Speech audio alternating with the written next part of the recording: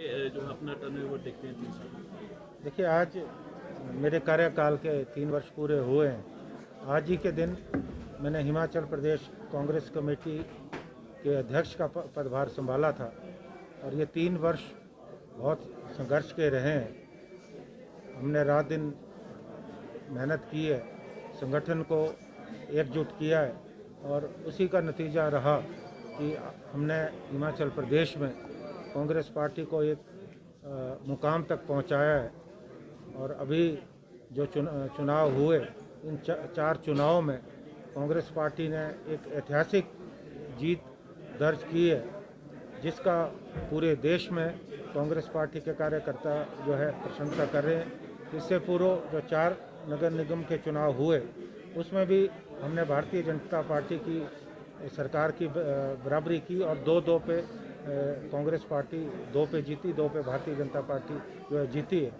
इसी तरह से हमारा जो ये कारवां है ये आगे बढ़ता रहेगा, क्योंकि आज मैं ये चाहता था कि हम बहुत बड़ा कार्यक्रम करें और हमने इसके लिए कांगड़ा में स्थान निश्चित किया था कि हम बहुत बड़ी रैली करेंगे।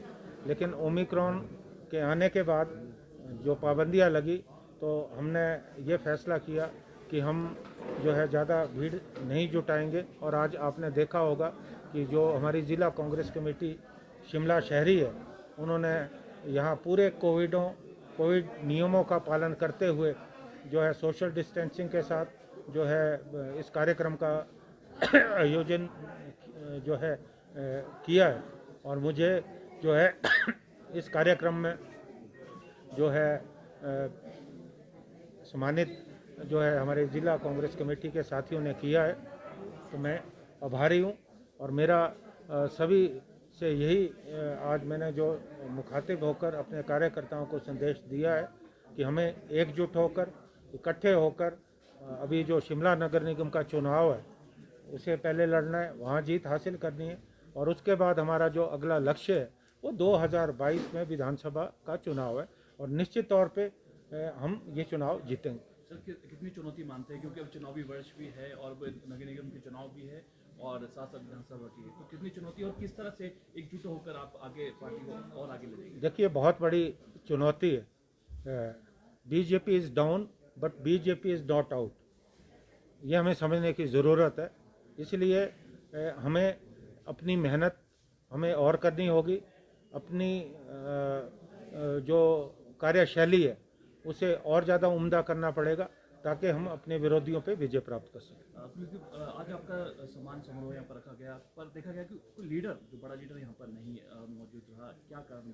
हमने बुलाया नहीं, ये जिला कांग्रेस कमेटी शिमला का कार्यक्रम था, तो ये इसमें आपने देखा होगा कि शिमला शहर के लोगों को ही जो कार्यकर्ता उनको बुलाया गया और एक जो निर्धारित नंबर है उससे ज़्यादा नहीं। प्रदेश से बाहर हमने किसी को भी यहाँ जो है आमंत्रित नहीं किया है। और अभी 2 बजे के बाद मेरी ज़िला कांग्रेस कमेटी के अध्यक्षों के साथ वर्चुअल मीटिंग है, क्योंकि हम बहुत कम जोखिम उठा रहे हैं।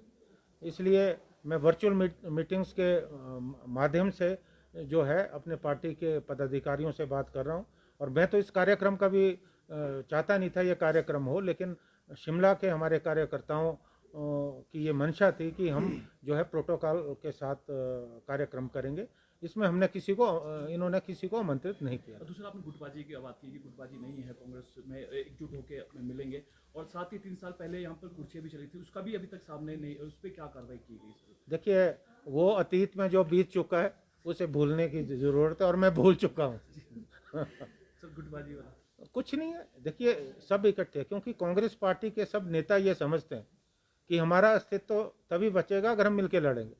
अगर हम अलग अलग लड़ेंगे तो नुकसान होगा, इस बात को समझने की ज़रूरत है। और मैं तो ये कहना चाहता हूँ कि मैं तो एक संगठन का कारवां लेके आगे बढ़ रहा हूँ और ये कारवां निश्चित तौर पे मंजिल तक पहुँचेगा। और मुझे पूरी इस बात का विश्वास है कि सभी का साथ जिस तरह से आज तक मुझे मिलता रहा और आगे भी मुझे सबका सहयोग जो है समर्थन मिलता रहे। कि जो बड़े जो नेता है वो सीएम के दौर पे रहते हैं, पर आप जो है आम कार्यकर्ता के लिए लड़ाई करेंगे? निश्चित तौर पे देखिए, हमको एक सोच बदलने की ज़रूरत है। मैं ये कहना चाहता हूँ कि इस वक्त हम सबका एक लक्ष्य होना चाहिए। हम सब का एक उद्देश्य होना चाहिए कि हमें हिमाचल प्रदेश में कांग्रेस पार्टी की जो है सरकार लानी है। और मैंने पहले भी कहा, मैं कई बार कह चुका हूँ कि महत्वाकांक्षा होनी चाहिए, लेकिन अति महत्वाकांक्षा नहीं होनी चाहिए, क्योंकि अति महत्वाकांक्षा के चलते व्यक्ति अपना भी नुकसान करता है, संगठन का भी नुकसान करता है। इसलिए हमारा जो लक्ष्य है उस पर हमें ध्यान होना चाहिए, और हमारी जो अगर किसी की अति महत्वाकांक्षा है उसको अभी बाजू में रखना चाहिए। सर, आपने एक कार्यकर्ता से लेकर अध्यक्ष के तौर पर अपना कार्य निर्वहन किया। अब 2022 में क्या आपको एक नए रूप में देखा जा सकता है कि आप चुनाव लड़ें? देखिए, मैंने बहुत समय संगठन को दिया है। मैं 19 साल की उम्र में प्रदेश NSOE का अध्यक्ष बना हूँ, युवा कांग्रेस का नेतृत्व किया, और लगभग 14 साल में प्रदेश कांग्रेस कमेटी का महासचिव और मुख्य प्रवक्ता रहा हूँ। और अभी मुझे 3 वर्ष पूर्व प्रदेश कांग्रेस कमेटी के अध्यक्ष की जिम्मेवारी जो है दी गई है। मेरा अपना कोई एजेंडा नहीं है, मैं राहुल गांधी के एजेंडे पे काम कर रहा हूँ। अगर मुझे पार्टी कहेगी कि आपको चुनाव लड़ना है तो निश्चित तौर पे मैं चुनाव लड़ूंगा। ये पार्टी आलाकमान को फैसला करना है कि वो मुझे किस रूप में देखना चाहते हैं। Thank you.